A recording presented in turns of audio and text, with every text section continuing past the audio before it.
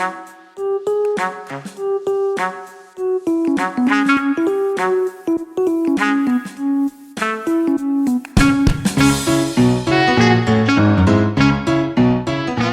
everyone, welcome back to my channel and welcome back to another Planet Coaster video. So today we are back in Lunarworld and we are going to be working on our hypercoaster.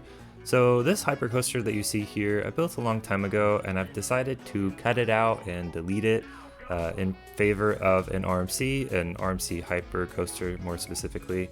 And this sort of just came about because recently I went to Magic Mountain and I rode Twisted Colossus for the first time in like a couple of years I think. And it reminded me of how great RMCs are and how amazing and fun they are. So I decided to model it off of the more recent generation like Iron Gwazi and Steel Vengeance. So yeah, today we're just going to be working on that and seeing how it turns out. Alright, so jumping into the time lapse, first thing we got to do is completely move out the old ride. And the old ride was based off of, I think it was like a mixture of Intimidator 305 at Kings Island and Skyrush at Hershey Park. I liked the way those rides looked originally, but after sort of doing some more research on those rides, and I realized that I think Skyrush actually isn't that great of a ride from what I could tell. I haven't been on it, so I'm not really sure. And Intimidator 305 was more of just about speed, and I know it's a really great, I hear it's a really great ride, and I also haven't been on it, so I wouldn't know, but it just didn't feel like it seemed to fit well with the park. It was too tall for what it was, like it towered over everything in the park, and it didn't really fit the vintage style theme that I had. And these RMCs, specifically like the hyper RMCs that are coming out, like I said, Steel Vengeance and Iron Gwazi, I wanted to model it pretty much close to that, so that's why I decided to go with it. So right now I'm building a tunnel that actually goes, or I'm building through a tunnel that I built for the old ride, but actually goes under the park and ends up at the front of the park on the other side, and it basically circles around this lake I have here. And you know, I had the infrastructure from the old ride and I wanted to take advantage of it. Allowed me to have a really steep drop in a very compact place, and I think the skyline works really well with it too.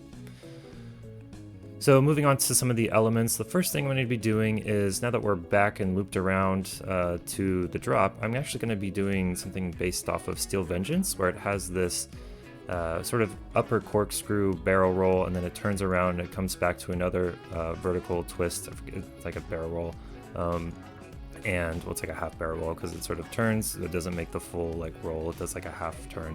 But I wanted to model it off of that from, you know, Steel Vengeance at Cedar Point, and I think it turns out pretty well. It works well because it's sort of the facade of the ride, and I wanted to showcase all of the elements where the guests will be entering. I haven't really figured out where they'll be entering yet. It's a big maze of just supports and pathways and other rides. I don't know, that's how this park is. It's just a compact nightmare. But you know, I think it'll work out pretty well once I get everything figured out, so that's why I put the elements there. I had a rollback there actually a little bit earlier. I realized that I made my element too tall. It looked cool from a distance, but I was like, I need to be realistic and actually have the ride make it. Actually adjusted the friction on here too, which is pretty helpful. Allows for like a faster ride. I think I've made it like 0.8 or something like that. I don't know if it's too fast, but we'll see. So yeah, right now I'm doing a lot of shaping and just smoothing, which is going to be kind of a lot of this video. But moving on, I'm actually doing an element that is an outer bank turn, which is also prevalent at Steel Vengeance from Cedar Point. And I realized at this portion of the ride I was losing a lot of momentum, so I dove down into this like massive canyon, and that's where I built my outer bank curve. I honestly think it needs to be a little bit lower to allow for some more like ejector airtime. I know there's a couple of them on Twisted Colossus where I just like, you have this massive ejector airtime when you're swooping from right to left, banking up and down. So, you know, I just wanted to have that in my park as well. And finally, I'm adding a 0G stall, which is also on Twisted Colossus, but the problem is I've lost a lot of momentum here and I'm very near the end of the ride, so this 0G stall actually is more of a bunny element that you would find at the end of a lot of RMCs. Like, I know on Still Vengeance it has like a lot of like bunny hills and twists that go through the structure, so that's mainly what that portion of the ride is for. So the 0G stall is going to accomplish that. It's not going to be very fast, but it'll be fun. Just adding the station here and a couple of last minute turns and a brake section as well. This area is super compact, and that's how I like it, because this park, you know, at the end of the day is a compact park, and I wanted to fit as much as I can in a small amount of space, and I think RMCs allow for that. So it actually allowed me to take a huge chunk off of the island. I need to refine this island boundary a little bit more, but eventually we'll get there. Alright, so now I actually ended up deleting a big portion of the ride. I realized that I wanted to swoop down over my claw ride.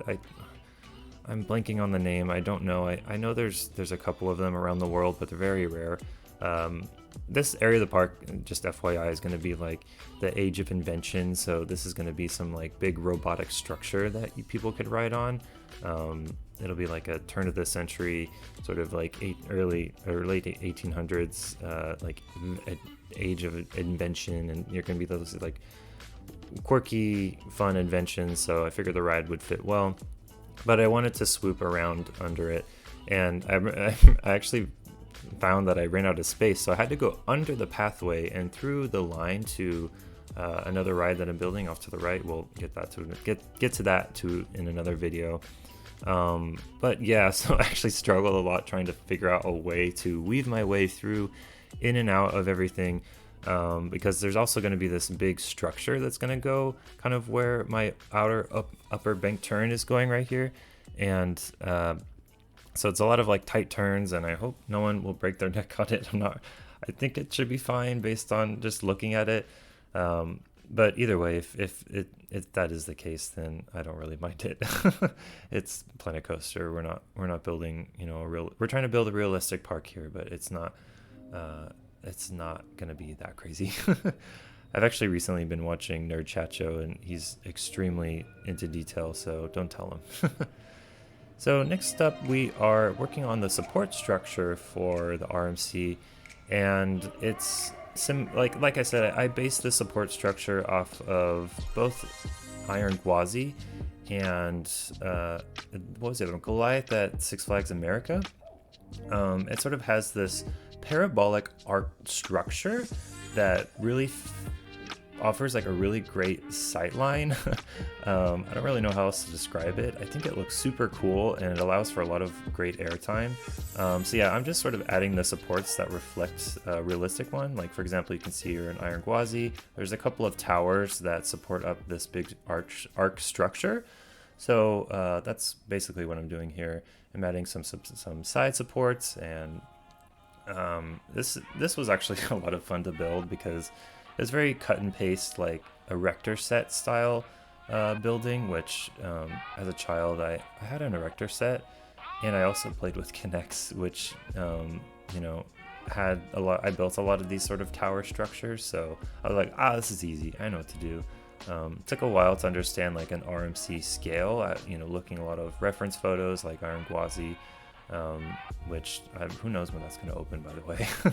It's been sitting vacant for so long. But yeah, so just kind of adding some last minute supports here and really making it look good.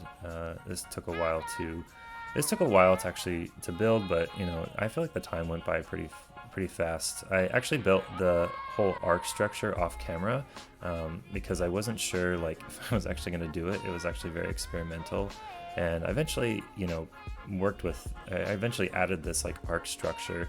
So I feel like I should have filmed it anyways, but it's okay. I think you guys get the point. It was basically a lot of this like cut and paste that you see here. Nothing more, nothing less.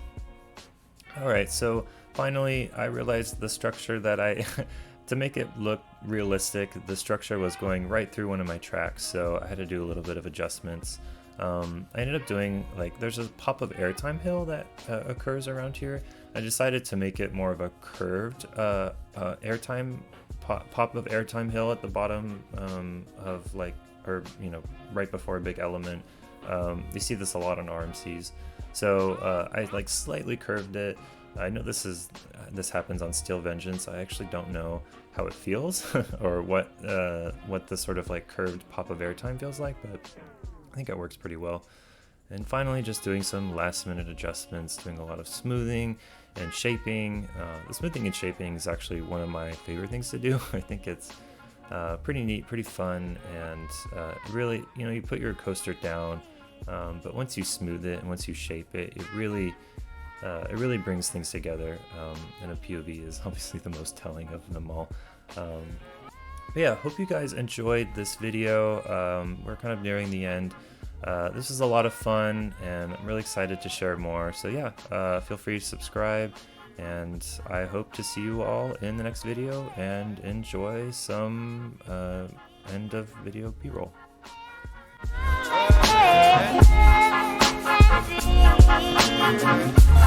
Oh!